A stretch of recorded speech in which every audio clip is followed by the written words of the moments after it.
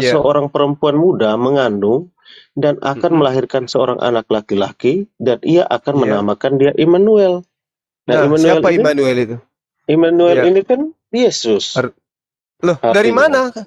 Sejak kapan Yesus disebut Immanuel?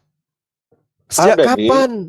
Di mana? Yesus disebut di Immanuel Bro, itu ada. coba Di mana bacakan ya? Yesaya Sorry, 8 Bang. ayat 8, bro. Yesaya 8 ayat 8 coba dibaca. Itu Immanuel Enggak, dan sebentar, nongol belum saya di situ. terpotong itu. Saya punya ininya. Coba Yesaya 8 ayat 8. Iya. Di situ Immanuel dan nongol belum? Sebentar. Bang Kores coba dibacain Bang Kores. Yesaya 88 ya? Ya, Nggak tahu itu Kristen itu. coba baca itu. Terus kita lihat lagi di ini di apa? Mana? Yesaya Di Lukas ya. ayat 1, Lukas bab 1 ayat 31. Tunggu kita ini ya. Kita satu-satu ya. Yesaya dulu baru Lukas ya. Ya, Baru ke gurunya lagi. nyambung.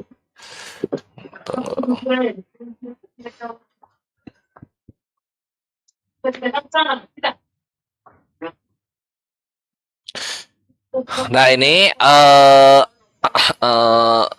Coba besarin layar, Bang.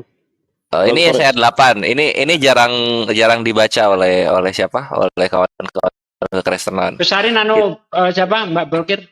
Nah, jadi di Yesaya 8 nomor 7 sampai 8 kita baca. Sebab itu sesungguhnya Tuhan akan membuat air sungai Efrat yang kuat dan besar meluap-luap atas mereka, yaitu Raja Asyur dengan segala kemuliaannya. Air ini akan meluap melampaui segenap salurannya dan akan mengalir melampaui segenap tebingnya, serta menerobos masuk ke Yehuda ibarat banjir yang meluap-luap hingga sampai ke leher, dan sayap-sayapnya yang dikembangkan akan menutup seantero negerimu, ya Immanuel. Yesaya dipanggil Immanuel oleh Tuhan.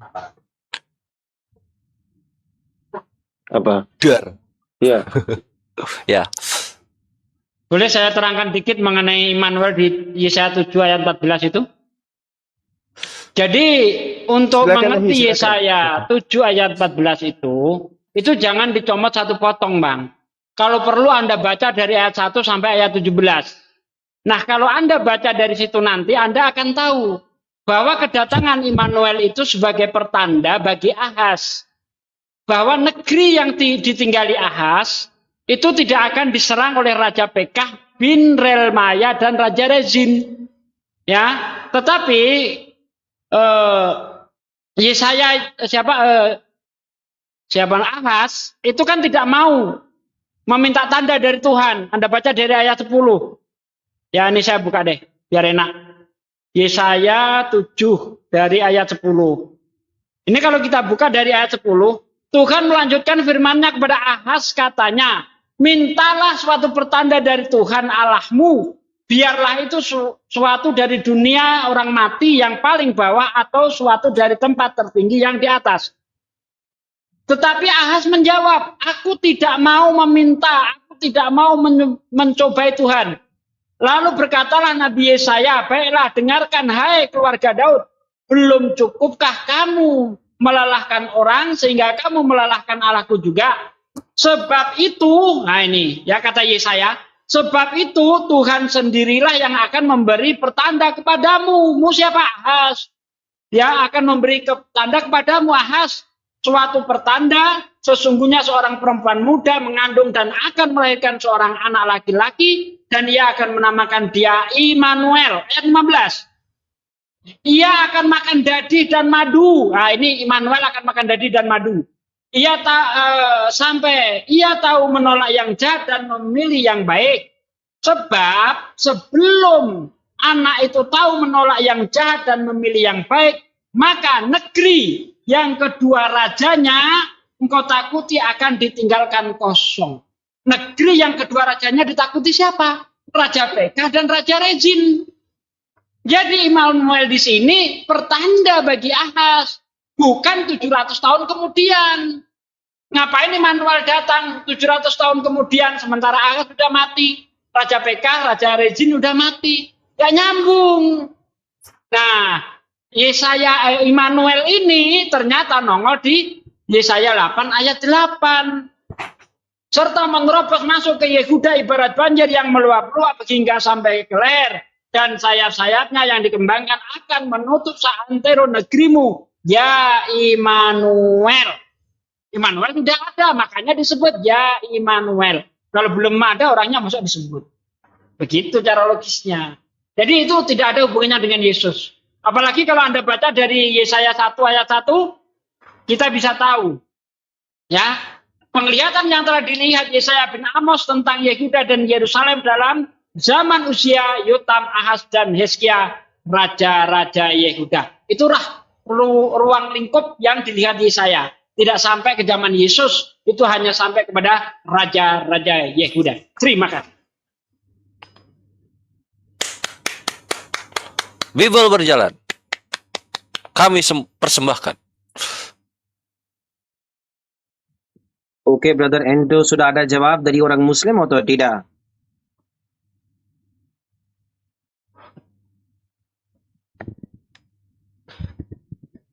Mana Brother tadi? Endo, Halo? sekarang diam. Nah, Iya. bagaimana dengan ayat Nah. yang di Matius 1 Sudah ada jawab dari orang 23? Itu kan bahasanya kan sama, hampir sama. Iya, jadi gini, boleh saya tambahkan ya? Bisa begini. Jadi kalau kita berbicara mengenai Yesaya 9 ya, di data nomor 6 itu, endingnya untuk kita ketahui siapa pelakunya itu ada di nomor 3-nya sebenarnya, dari Yesaya 9 ini. Di nomor 3 itu kan sudah jelas dikatakan, sebab kuk yang menekannya, dan gandar yang di atas bahunya, serta tongkat si penindas, telah kau patahkan, seperti pada hari kekalahan Midian. Nah, ini apa maksudnya? Tolak ukur daripada siapa yang dimaksud telah lahir itu adalah ketika ada oknum yang melakukan pembebasan terhadap penindasan kepada Yerusalem, layaknya penindasan yang telah dipatahkan pada masa kekalahan Midian. Jadi ada oknum telah lahir yang akan membebaskan kemudian Bani Israel, dalam hal ini Yerusalem, dari penekanan, layaknya kemudian ketika Gedeon mampu menghapuskan mengalahkan Midian. Nah, siapa ya pelaku ini yang memberikan kemudian kekalahan kepada musuh Yerusalem, layaknya Gedeon mengalahkan Midian?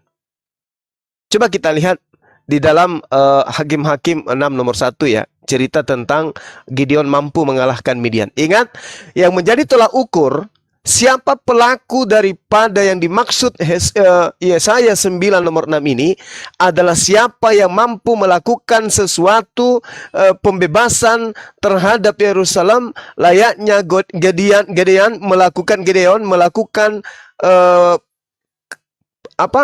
peperangan dengan Midian, dan Gedeon membebaskan Yerusalem dari Midian. Sebab kuk yang menekannya dan gandar yang di atas bahunya serta tongkat si penindas telah kau patahkan seperti pada hari kekalahan Midian. Siapa yang mengalahkan Midian? Gideon. Di mana tertulis? Hakim-Hakim 6 nomor 1. Israel telah membuat kekejian di mata Tuhan, sehingga bangsa Israel diserahkan kepada bangsa Midian selama 7 tahun. Nah, di data ini jelas sekali bahwasanya bangsa Israel itu dikuasai oleh Midian selama 7 tahun. Nah, Yesaya menggambarkan kekuatan dan bantuan Allah kepada bangsa Israel yang melawan bangsa Midian. Melalui siapa? Melalui Raja Gedeon. Nah, ini Raja Gedeon kemudian mampu menaklukkan bangsa yang sudah menguasai Yerusalem selama 7 tahun. Bangsa mana? Bangsa Midian. Gideon berhasil mengalahkan bangsa Midian. Nah, nanti setelah datang oknum yang sama seperti yang telah lahir ini, maka dia akan melakukan hal yang sama yang dilakukan oleh Gideon, mampu membebaskan Yerusalem dari penindasan bangsa Midian. Lalu siapa pelakunya? Mari kita lihat. Di dalam 2 Raja-Raja 18 nomor 9 ya, nomor 19 ya. Di situ sangat jelas di 2 Raja-Raja pasal 18 dan juga sampai pasal 19 bagaimana cerita yang ada di sana ketika kemudian dalam tahun ke-14 zaman Raja Hizkia, majulah kemudian Sehenrib Raja Asyur menyerang segala kota yang diduduki oleh Yehuda lalu merebutnya. Itu jelas itu. Dalam tahun keempat, dalam tahun ke-14 maksud saya, di mana zaman Raja Hizkia maju melawan Sang Henrib Raja Asyur yang menyerang segala kota berkubu negeri Yehuda lalu merebutnya. Siapa yang merebutnya? Hizkia. Ini nanti direbut oleh Hizkia. Nah, di 2 Raja-Raja bab 19 nomor 20, lalu Yesaya bin Amos menyuruh orang kepada Hizkia mengatakan, beginilah firman Tuhan, elah Israel, apa yang telah kau doakan kepadaku mengenai Sanherib Raja Asyur telah kudengar. Itu kata yang diceritakan oleh Yesaya bin Amos kepada Hizkia. Di 2 Raja-Raja 19 nomor 29 sampai 31 ya, di situ diterangkan gini. Dan inilah yang akan menjadi tanda bagimu, hai Hizkia.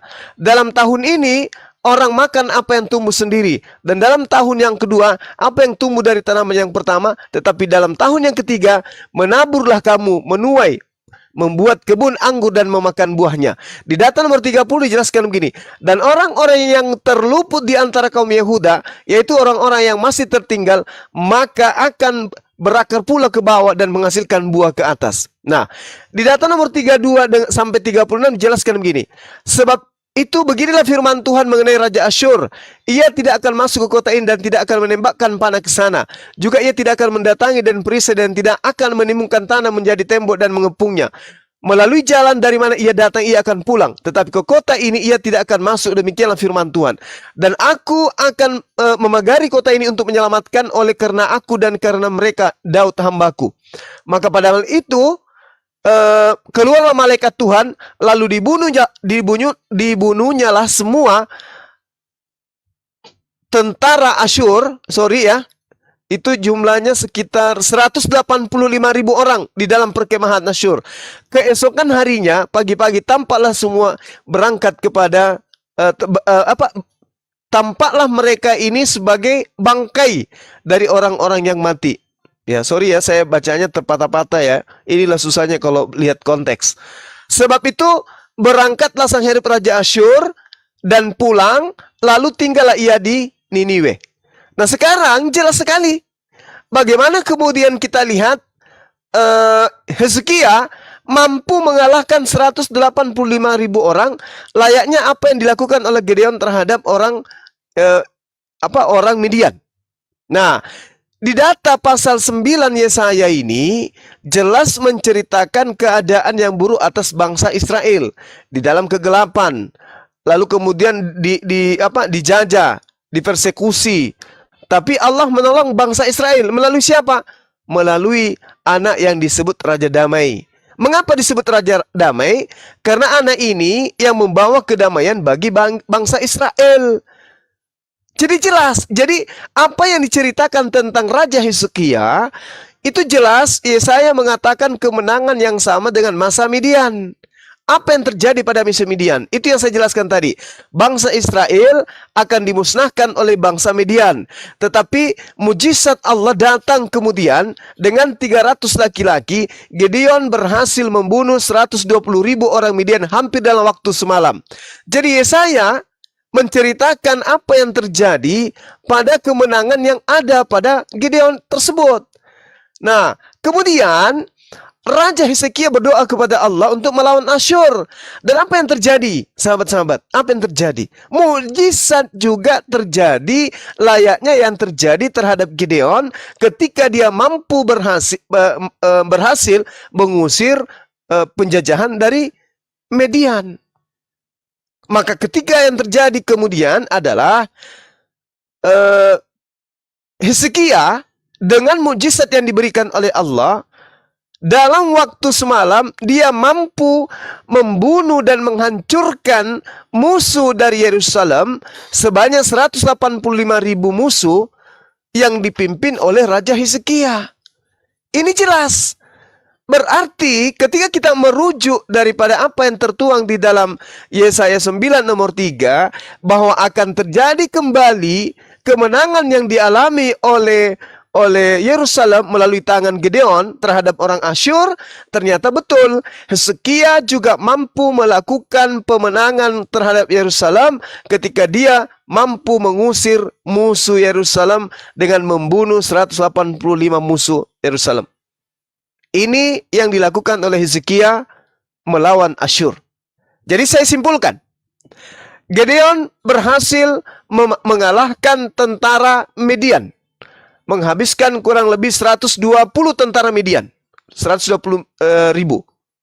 Ya, sedangkan Hizkia mampu mengalahkan tentara Midian, tentara daripada pasukan yang datang kepada Yerusalem, yaitu Asyur, 185 ribu. Paham ya? Jadi kesimpulannya, yang menggenapi nubuatan ini adalah Hizkia. Hizkia mampu mengalahkan tentara Asyur 185 ribu orang. Gideon mampu mengalahkan tentara Midian 120 ribu orang tentara. Yesus kapan? Yesus kapan? Kapan dia mengalahkan musuh-musuh Yerusalem? Kapan? Kapan Yesus memberikan kedamaian kepada Yerusalem? Kapan? Gak pernah. Kapan Yesus memiliki di pundaknya kepemimpinan pemerintahan? Kapan? Gak pernah. Jadi sekali lagi, sebelum saya serahkan kepada yang lain, teman-teman, kita lihat di data nomor 3 di Yesaya 9. Bahwa yang menggenapi nubuatan Yesaya 9 nomor 6 ini ada di nomor 3-nya. Yaitu ketika ada orang dari sisi Yerusalem yang mampu membebaskan Yerusalem, layaknya Gideon membebaskan Bani Israel dari pasukan Midian, maka itulah pelakunya. Nah, ternyata sejak masa Gideon sampai kepada masa Yesus, sudah pernah terjadi pembebasan Yerusalem dari tekanan Asyur melalui tangan Raja Hizkia. Siapa yang sama seperti Gideon? Yesus atau Hizkia? Hizkia. Berapa tentara dari pasukan Asyur yang dibasmi oleh Hizkia? 185 ribu orang. Yesus berapa yang dimusnahkan? Musuh Yerusalem. Gak ada. Justru dia yang dimusnahkan. Jadi, teman-teman, kesimpulan dari Yesaya 9 nomor 6 ini adalah untuk Raja Hizkia. Tidak ada yang lain. Dengan demikian, Kristen silakan gulung tikar dengan cantik, karena ternyata Yesus bukanlah Raja damai, bukan Allah kekal, Allah perkasa, tetapi dia adalah manusia yang dibunuh oleh tentara Romawi. Demikian. Maaf ya, saya terbata-bata karena saya ngantuk dan juga saya saya tidak bisa membaca gitu loh. Kalau saya berdebat saya tidak suka membaca. Demikian. Oke, Bang Zuma. Tapi panjang juga ya ngomong. Iya. Iya. Makanya saya tidak pernah kita ngomong Bibel seperti kami gini. Saya Google itu begitu caranya. Kalau saya baca di Google begitu terbata-bata, entah apa-apanya aku bilang. Gini Bang Zuma, ini Ya, tadi kan kita bahas itu terkait dengan nubuatan Yesaya. Jadi dari pemahaman atau apa yang disampaikan Bang Zuma tadi kan yang dinubuatkan oleh Yesaya ini siapa tadi? Raja siapa? Hizkia. Raja Hizkia, Bung. Apakah Ya. Raja Hizkia itu dilahirkan oleh anak darah? Loh, Yesaya 95 itu jelas. nggak berbicara anak darah loh.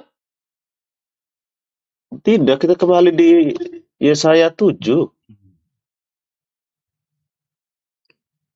Yesaya 7 kan sudah Yesaya 7 saya ayat terangkan 14. tadi. Itu beda konteks lah, jangan disamakan. Enggak, kita harus kembali dari itu. Sebab itu Tuhan Gini, sendiri Bang. yang memberikan kepada Kalau satu di Yesaya pertanda. 7, kedatangan Immanuel itu sebagai pertanda untuk Ahaz. Gitu loh, jangan orang tuanya. campur-campur. Beda. Raja Ahaz. Itu Raja Ahaz. Nah, kalau yang di sini ini Raja Hizkia. Jangan Berarti dicampur. dinubuatkan itu untuk 2 orang. Untuk 2 orang. Itu beda-beda. Yang di Yesaya 7 itu Maher Jalal Hasbas. Tapi Nah, kalau yang di Yesaya 9 ayat 6 ini Hizkia. Jangan dicampur-campur, beda. Konteksnya beda itu. nggak beda konteks di sini, Bang. Loh, kok nggak beda konteks gimana sih? Bang Juma menerangkan itu kepada Hizkia. Sementara kalau yang di Yesaya 7:14 itu anaknya Yesaya. Siapa? Maher Jalal Hasbas. Makanya Anda baca dari Yesaya 8 ini dari ayat 5. Ya, Tuhan melanjutkan firman-Nya. Bentar ya, di Maher Jalal Hasbas. Nah, ini di ayat 3. Kemudian aku menghampiri istriku, ia mengandung dan melahirkan seorang anak laki-laki, lalu berfirman Tuhan kepadaku, namailah dia Maher Jalal Hasbas. Inilah siapa itu tadi, Immanuel itu. Makanya di ayat 8 nanti disebut langsung namanya, ya Immanuel. Jadi jangan dicampur-campur, Bang.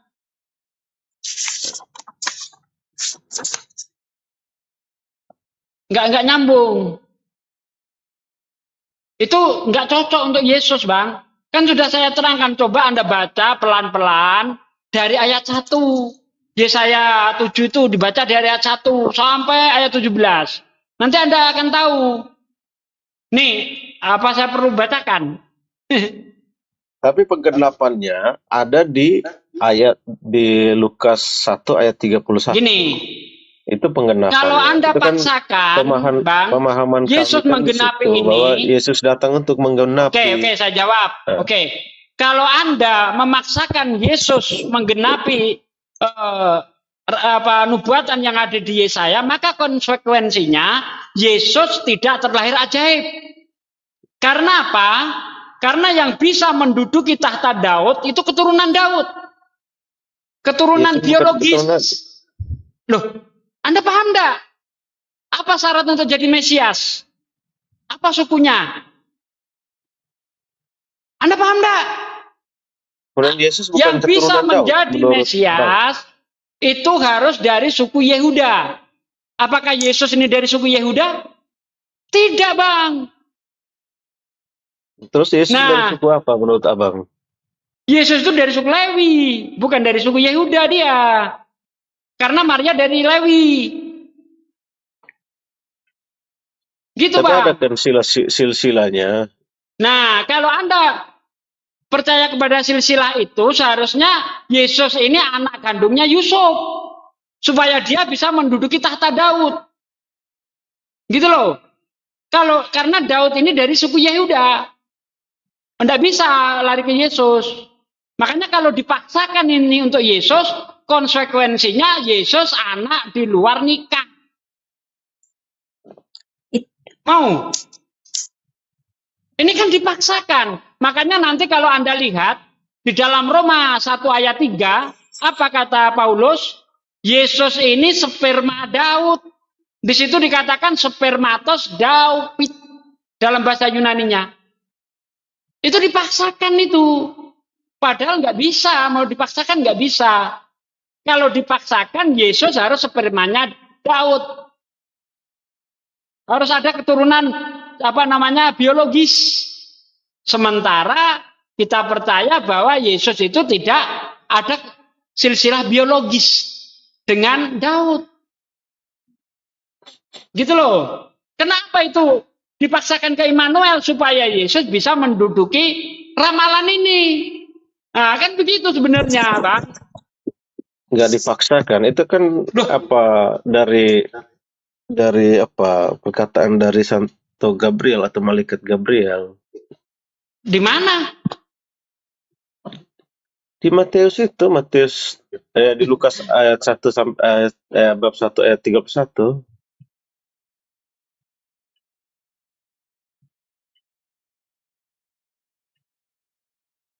Nah, itu adanya di Matius 7. Ya, itu bukan kata malaikat di situ.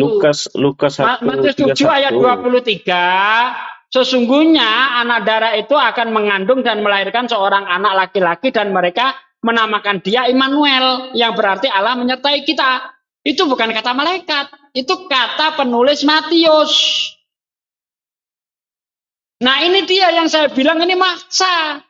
Padahal Immanuel kalau kita baca di dalam Yesaya 7 ayat 14, jelas konteksnya itu pertanda bagi Ahaz. Bahwa negeri yang ditinggali Ahaz tidak akan diserang oleh Raja Pekah dan Raja Rezin bin Relmaya. Baca dari ayat 1 biar Anda paham. Jangan cuma dicomot satu ayat. Gitu loh. Kami ini menguasai Bible, Bang. Tidak mau asal comot. Seperti Kristen, main comot. Tapi kehilangan konteks jadinya. Kalau itu main comot, kehilangan konteks. Ini kan keimanan kita kan beda. Iya, imanmu itu mencomot ayat sehingga konteksnya mencomot. Kita runut. Oke, kalau coba Anda pernah enggak baca dari Yesaya 7 ayat 1 sampai ayat 17? Sudah pernah baca? Ayo jujur. Kalau kami jujur, Bang. Kita lihat kan di Bang, saya tanya sama Anda, jawab jujur. Sorry. Bang, bentar Bang. Saya minta Anda jujur kali ini. Pernah enggak Anda baca dari Yesaya 7 ayat 1 sampai ayat 17? Pernah enggak? Jujur.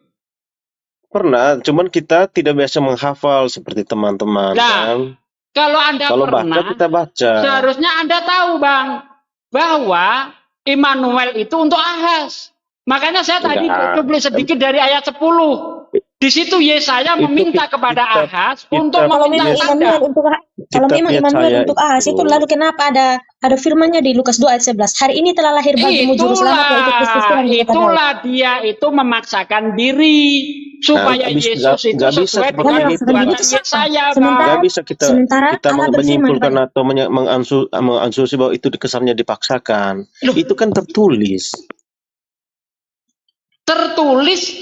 Mana gini-gini loh, ya.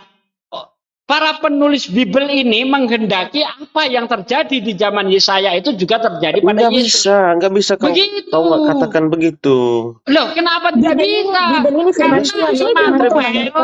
Karena Immanuel ini kalau Anda baca dengan baik bukan 700 tahun kemudian. Karena Immanuel ini sudah datang di Yesaya 8 ayat 8. Anda baca enggak Yesaya 8 ayat 8? Kalau kamu katakan sekarang apa artinya? Apa artinya gimana itu enggak ada di. Ya, kamu maksakan. Oke, kalau Anda maksa itu untuk Yesus, pertanyaan saya.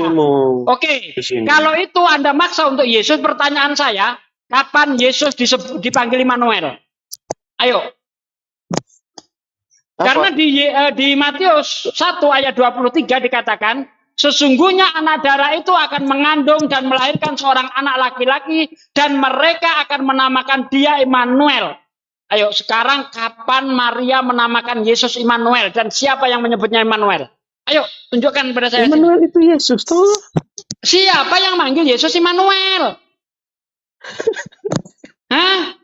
Siapa?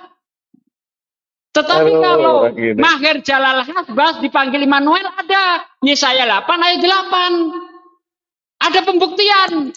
Sekarang saya ingin bukti dari Anda kapan Yesus dipanggil Immanuel. Karena dia di situ dikatakan akan diberi nama Immanuel. Masa diberi Immanuel setelah lahir dipanggil Bejo? Kan aneh. Coba tunjukkan pada saya kapan Yesus dipanggil Immanuel. Ayo. Immanuel itu Yesus. Iya, kapan dipanggil Immanuel? Kapan? Kalau memang Immanuel itu Yesus, apakah ibunya pernah memanggil, "Hai Immanuel anakku"? Apakah Yusuf bapak tirinya pernah manggil Yesus Immanuel? Kalau dipanggil ke elu, berarti udah salah. Bisa jawab enggak? Karena di sini dikatakan dia akan dinamai Immanuel. Allah menyertai. Benarkah Yesus diberi nama Immanuel? Tuhan beserta kita. Arti dari Immanuel itu. Oh, saya nggak tanya arti. Jadi saya nggak tanya arti.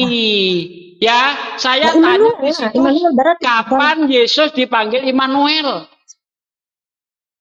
Kapan? Yesus Kalau itu sudah dibilang, Immanuel. kalau sudah dibilang bisa Immanuel, jawab. berarti Tuhan beserta. Dia sudah sudah ada kata sudah ada duluan Saya kata nggak Tuhan tanya beserta. arti, di situ sudah dijelaskan Immanuel artinya Allah menyertai kita di Matius 1 ayat 23. Yang saya pertanyakan, kapan Yesus dipanggil Immanuel? Karena di sini dikatakan anak apa? Dan mereka akan menamakan dia Immanuel. Sekarang siapa mereka ini yang memberi nama Yesus Immanuel? Siapa mereka? Mereka Dan itu kapan Yusuf itu? dan Maria. Yusuf dan Maria. Kapan setelah Maria yang Yesus lahir melahirkan, kan? diberi nama Immanuel? Mana Iya, buktinya? Emmanuel, Yesus tadi. Iya, mana? Siapa yang manggil Yesus Immanuel? Tetapi kalau Maghir Jalalah Hasbas dipanggil Immanuel, ada. Yesaya 8 ayat 8, baca.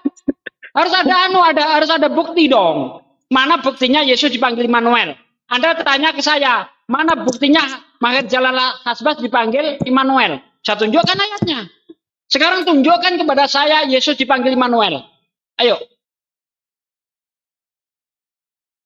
Ayo tunjuk. Nggak bisa, bos. Itu terlalu dipaksakan supaya Yesus bisa menduduki. Ya, supaya Yesus bisa menduduki Yesaya 9 ayat 6. Nggak ada urusan sebenarnya. Makanya surat-surat kanonik, kitab kanonik itu ditulis bukan untuk orang Yahudi, tapi diperuntukkan untuk orang Romawi, Yunani. Karena kalau surat-surat Paulus dan kitab kanonik itu dikirimkan kepada orang Yahudi, mereka akan melemparkan kecomberan karena tidak sesuai dengan apa yang ada dalam isi kitab kanonik itu dengan kitab mereka. Makanya ini lakunya untuk non-Yahudi. Makanya Anda gunakan kitab ini untuk mencocokkan kitabnya orang. Mau ndak orang Yahudi mengambil kitab Anda dan mengatakan, oh ya betul ini untuk Yesus? Nggak akan.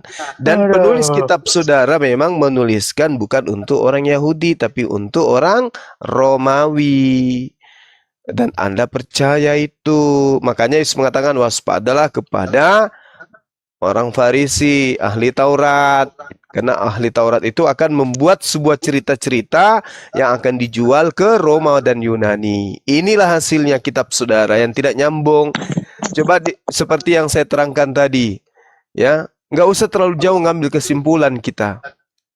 Yesaya 9 sebelum sampai di nomor 6 ada nomor 3 yang menjelaskan seperti ya pada hari kekalahan Midian akan lahir raja yang mengalahkan musuh daripada Yerusalem. Kan tadi sudah saya jelaskan. Di data nomor 3 muncul raja seperti Gideon yang mampu membebaskan Yerusalem dari tentara Midian. Siapa yang pernah kemudian muncul di tengah-tengah Yerusalem sebagai raja yang mampu menaklukkan musuh Yerusalem layaknya Gideon menaklukkan tentara bangsa Midian? Siapa itu? Hizkia. Apa yang dilakukan Hizkia? Dia mampu kemudian Hizkia mampu kemudian membuat sebuah nubuatan yang ada di dalam Yesaya 9 nomor 4 atau nomor 3 selayaknya dia mengusir daripada tentara Asyur. Bahkan 185.000 tentara Asyur itu dibasmi oleh Hizkia dalam satu malam. Jadi yang dimaksud di situ adalah Hizkia, dan yang telah lahir pada saat Yesaya menuliskan memang Hizkia. Hizkia dalam masa masih balita, belum remaja dia, belum jadi raja dia. Nah, Yesus kalau dianggap sebagai orang yang membebaskan Yerusalem dari penindasan, layaknya Gideon menghancurkan kemudian tentara Midian, itu Yesus kapan lakukan itu? Tidak ada. Nubuatan untuk 2 orang diborong semua untuk Yesus. Tapi nggak ada satupun yang cocok. Nggak ada yang satupun cocok untuk Yesus. Nggak ada. Jadi dengar, jadi Hizkia ini lahir ini berarti Bapa yang kekal. Berjalan nih namanya. Hizkia ini Bapa yang kekal. Kenapa Bang? Saya iya. kristologi ada apa Bang? Memang dia digelari Bapa yang kekal. Dia digelari, dia dipanggil. Dia dipanggil oleh Bapa yang kekal dia. Nah, tadi kan itu di kitab nyari mana ya? Itu nyari apa namanya? Hizkia itu namanya siapa? Bang Anto gantian dulu biar Biar Bang Juma dulu, Ini biar Bang Juma dulu. Nanti Anda gantian. dengan Yesus itu nama yang melekat. Dalam pribadi Yesus itu tuh ada Immanuel, Allah menyertai, dan Yesus itu Allah yang menyelamatkan. Ya itu dari Kristen, tapi kitabnya orang tidak cerita itu. Sebelum Anda lahir, kalau yang Anda imani ini benar, lebih duluan orang Yahudi beriman kepada kitab Anda, beriman kepada Yesus. Faktanya tidak. Orang Yesus Yahudi itu itu Jago mana gini, Anda memahami Bang. kitab Yahudi Bang Zuma, daripada Bang Zuma, dengar aku. orang Sorry. Yahudi? Bang Zuma, orang Yahudi Gimana? itu mereka menafsirkan atau menunggu Mesias itu orang yang berperang secara politik begitu. Tapi maksud kedatangan Yesus kan Ini tidak seperti nubuatannya itu. memang kayak begitu. Enggak, Berarti bukan Yesus yang dan dinubuatkan. menyelamatkan dunia. Berarti bukan Yesus. Menyelamatkan dunia dari dosa Loh, manusia. ini datanya sudah sangat jelas. Termasuk dosanya Bang Datanya Zuma, kitabnya dosa orang kita sudah semua. sangat jelas. Wah, itu cerita Kristen itu cerita Itu sudah dongeng. sangat jelas. Dongeng Sudah sangat itu jelas bahwa dongeng. Allah- Dongeng buatan orang Farisi itu. Kita nggak Ya. percaya yang itu. Nanti Bang Zuma nanti kayak Paulus nanti. Dulunya Saulus, percaya saja. Loh. Suatu waktu Zuma Banyak akan- cerita mimpi. akan mengikuti Jangan Yesus. mimpi Anda. Yesaya Nggak laku. 9 ayat Mimpi Anda 6 nggak ini laku di sini. bercerita tentang kerajaan real, tentang kerajaan dunia. Nggak bercerita tentang kerajaan surga, bos. Sementara Wow, itu di dalam selama- Lukas, di dalam Yohanes 18, ya ayat 11, ketika ditanya oleh tentara-tentara Romawi itu, apakah kamu raja? Bukan, kerajaanku aku bukan raja di dunia ini. Sekiranya itu, aku raja, tentulah logika itu kayak Pilatus kan. kaumku akan membelaku saat aku diserahkan. Sementara Yesaya 9 ayat 5 ini, ayat 6, bercerita tentang kerajaan Daud. Akan dikembalikannya kerajaan Daud. Nah, siapa yang bisa melakukan itu?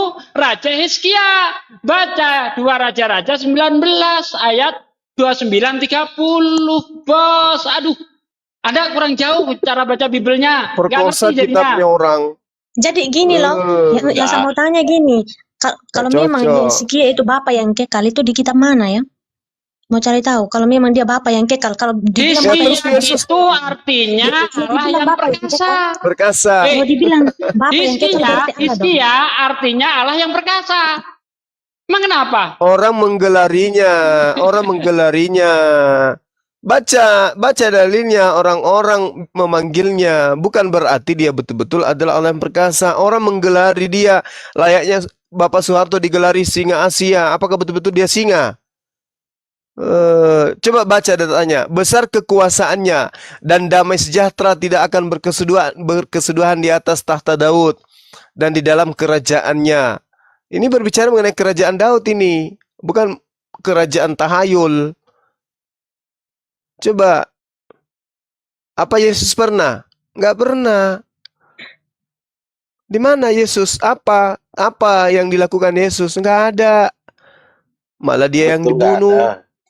Nah, terus, iya, apa yang Yesus lakukan? Banyak Coba. Banyak baca semua Injil ya Bang Zuma ya. Saya sudah tamat baca Bible. Bro. Sudah tamat. Mudah-mudahan Belum Roh Kudus ada turun atasmu. pendeta yang hafalan Bibelnya Apa? lebih saya, bro. Mimpi Semoga kamu. Roh Jadi Kudus nggak usah turun ngajarin atasmu. kita. Mimpi, mana ada Roh Kudus di Kristen? Yang ada roh jahat. Roh Kudus itu tahu enggak? Roh Kudus itu apa? Pekerjaan Roh Kudus apa menurut Yesus? Apa Roh Kudus menurut Yesus? Dapat 7 karunia Roh Kudus nanti Bang Zuma. Tenang aja, aku Apa doakan Roh Kudus lah. itu? Roh Kudus itu apa? Kau jangan menghayal. Roh Kudus itu apa menurut Yesus? Hah? Coba menurut Roh Kudus Zuma itu? apa? Loh, menurut Yesus apa Roh Kudus itu? Menghayal Anda ini. Roh Kudus kitabnya Lalu menurut orang. Roh Kudus itu apa? Roh Kudus itu adalah malaikat yang datang mengajarkan kebenaran. Malaikat itu manusia yang dikehendaki Allah untuk berkarya di dalam kerajaan surga untuk Gila, Anda Malaikat gila, kok manusia. Yang gila. malaikat itu manusia. Oh iya. Ternyata masih anak-anak sekolah minggu semua. Bukan anak-anak, memang mereka ini yang ada dalam diri mereka ini roh penyesat. Roh Kudus manusia katanya. Aduh, parah. Aduh. Parah, kalian itu belajar lagi, belajar. Pakai otak. Coba belajar biol pakai akal kalian. Jangan pakai Kami iman. itu hanya percaya Tritunggal ya, Allah Bapa, Allah Anak, dan Allah Roh Kudus. Jadi kami tidak ada roh kudus lain selain Allah Roh Kudus. Coba buktikan Allah anaknya ajarkan apa? Allah Anaknya banyak ayatnya itu.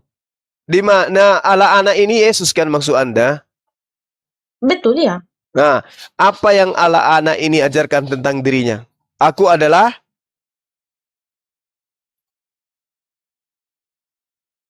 meow. Belajar pakai akal itu, beragama itu harus pakai akal. Gini, Bukan cuma Sarinda, saya mohon dengan sangat dengan hormat, tolong pendetamu aja suruh datang kemari deh. Ya, jangan Anda belum ngerti Bible. Pendetamu aja suruh datang kemari. Anto Dopot juga boleh.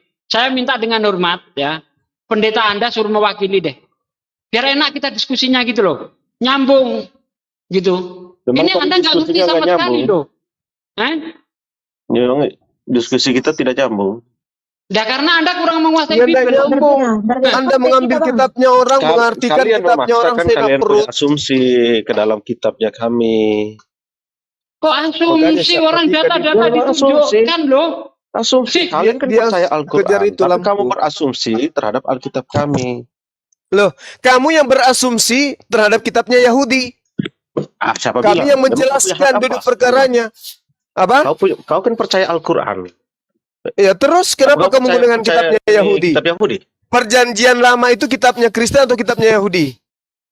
Itu kitabnya Kristen juga, kan kami percaya. Di mana kau dapat? Di mana? Dari mana? Siapa yang nabi datang ke Kristen? Nabi mana? Nabi mana yang datang ke Kristen? Iya. Itu yang Allah Yahweh itu siapa punya Allah? Allahnya seluruh umat manusia, tapi dia mengutus Musa hanya untuk Bani Israel. Mengutus Yesus hanya untuk Bani Israel. Hayo. Kan sudah disampaikan oleh Tuhan Yesus bahwa beritakan Injil ke seluruh dunia dan beritakan Injil yang mana? Injil yang mana yang diberitakan? Cari tahu dulu kalau omong, jangan orang masih bicara langsung. Injil yang mana yang Yesus minta diajarkan kepada seluruh makhluk? Kita tadi sebarkan Injil tadi. Iya, Injil yang mana? Hei, Injil yang mana? Injil itu Injil kami. Injil itu Injil. Juling. Kau kan asumsimu. Kamu yang berasumsi Injil mana yang Yesus perintahkan untuk diajarkan. Jangan mimpi kau. Injil itu artinya apa Injil? Apa artinya Injil? Ya Injil itu kabar baik. Apa kabar baiknya? Yesus mati di pantai. Itu kabar baik. Hah? Semua kabar yang ada itu kan kabar baik. Yang mana kabar baiknya? Yang mana kabar baik yang mana? Yang mana kabar baik itu yang mana? Dan diangkat ke surga mana? itu kabar baik. Mati terkutuk itu kabar baik. Ya itu menurut kau. Kau makanya saya tanya, kabar baiknya yang mana? Kabar baik mana yang Yesus ceritakan? Yang mana kabar baik itu? Dia datang untuk menyelamatkan manusia. Itu kabar baiknya. Menyelamatkan manusia dengan cara apa?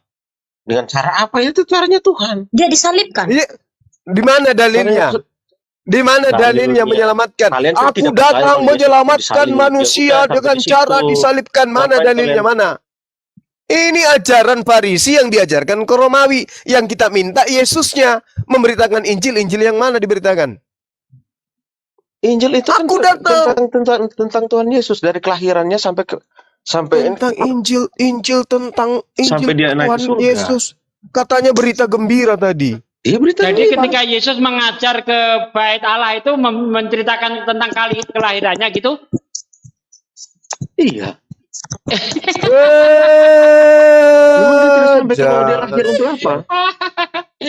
Yesus tiap hari Sabat memberitakan Injil Allah. Mana Injil Allahnya? Mana Injil Allah itu? Yang dikabarkan oleh Yesus itu memberitakan Injil Allah. Sudah menyampaikan, kalian menghina Roh Kudus, kalian lihat akan. Apalagi Roh Kudus ini, yang kau maksud itu mungkin sendal bolong. Mana ada Roh Kudus di Kristen?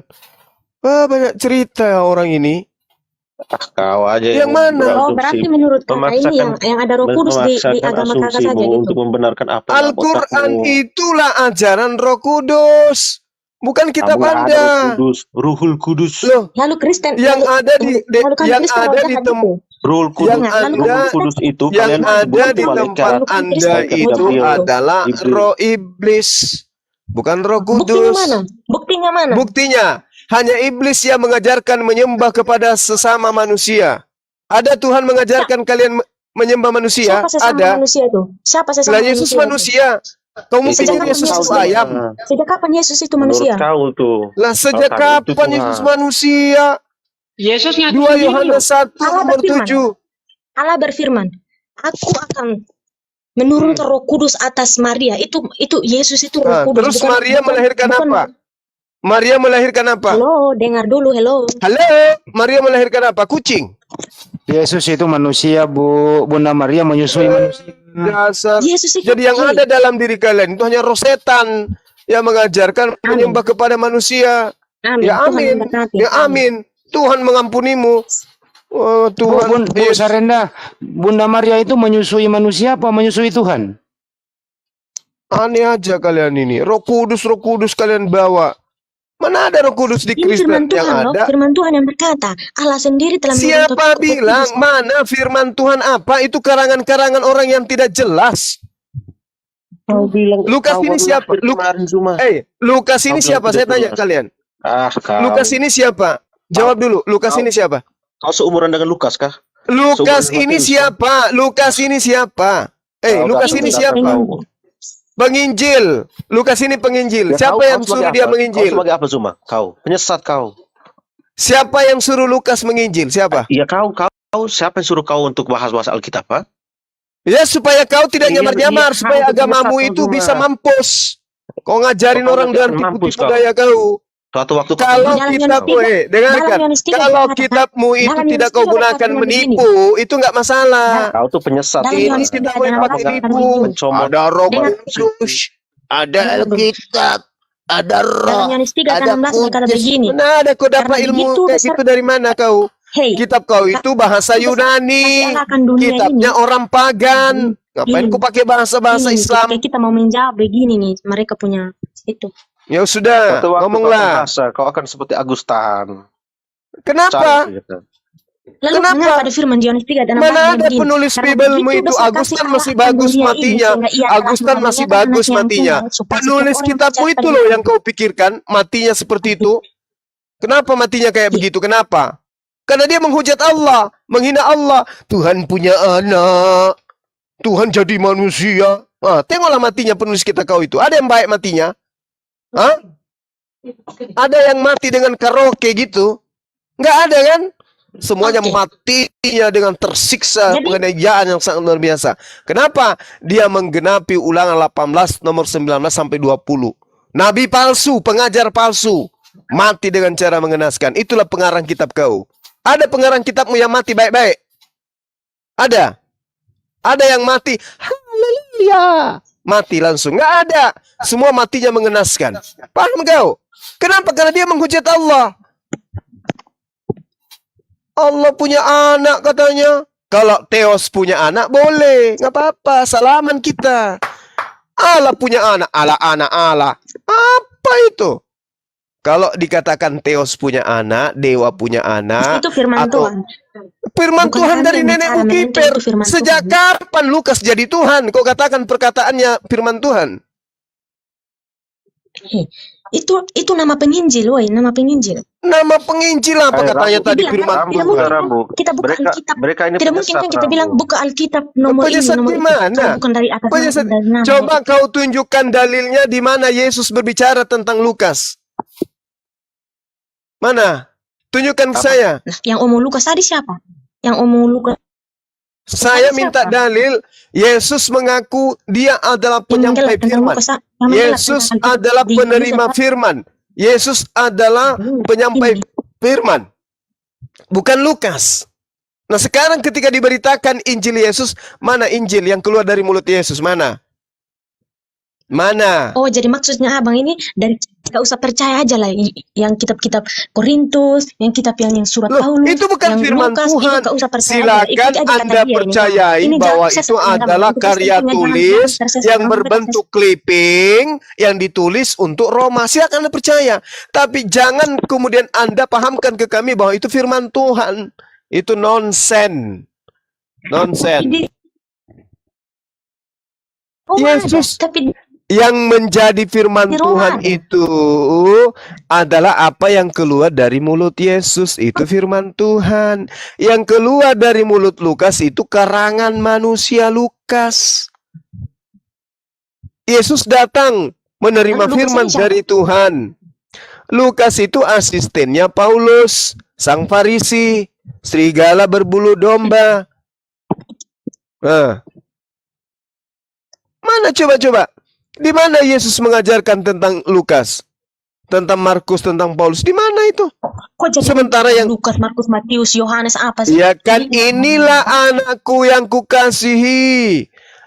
Dengarkanlah dia. Siapa dia? Lukas, Paulus, Yesus kan? Lalu kenapa Allah berfirman di Yohanes 3? Kenapa Allah berfirman di Yohanes 3:16? Karena begitu besar kasih Allah akan dunia ini sehingga Ia telah mengaruniakan anaknya yang tunggal. Anaknya supaya dia percaya. Oke. Sekarang siapa yang mau dipercaya di situ menurut Tuhan? Yohanes 3:16. Lukas, Paulus atau Yesus? Siapa? Yesus. Anaknya yang tunggal. Yesus kan? Yesus kan? Yesus kan? Oke. Yesus yang harus dipercaya, bukan Paulus, bukan Lukas, oke? Tetapi Yesus. Nah, sekarang mana pernyataan, mana ajaran Yesus? Itu nama kitab yang di Lukas, Markus, sekarang yang harus yang harus dipercaya. Itu bukan salah.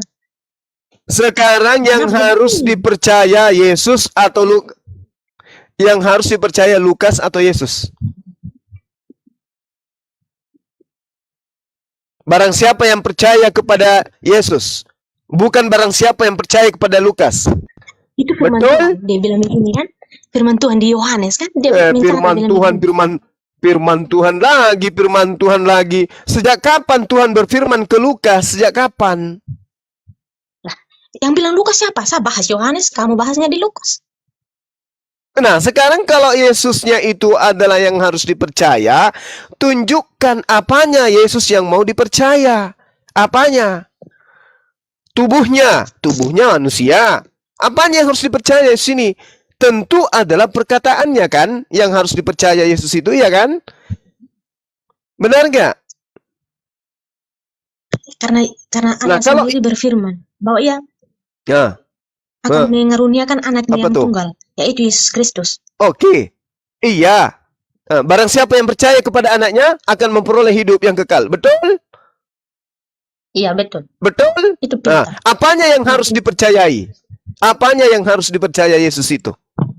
Lewat setiap firman-firman yang disampaikan Yesus. Begitu. Nah, firman yang disampaikan oleh Yesus. Pintar kali ini.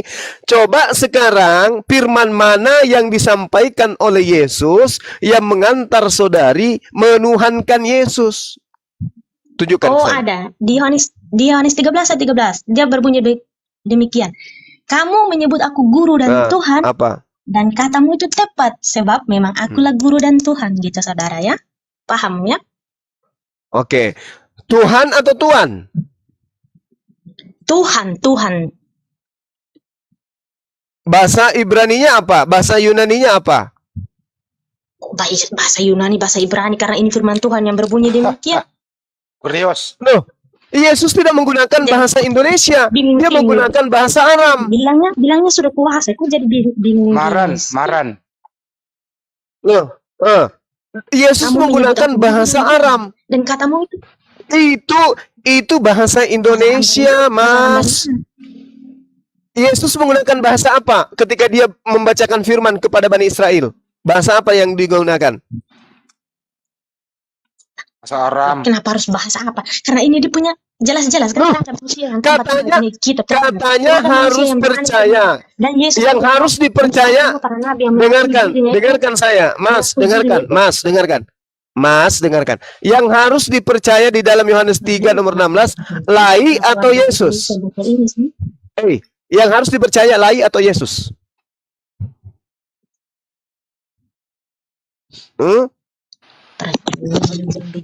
Yohanes 3 nomor 16, barang siapa percaya kepada dia, dia akan memperoleh hidup yang kekal. Yang tidak percaya binasa. Sekarang yang mau dipercaya menurut Yohanes 3, yang mau dipercaya menurut kerjasama ini yang dinamakan diskusi. Yang mana yang harus dipercaya menurut Yohanes 3:16, Yesus atau lai?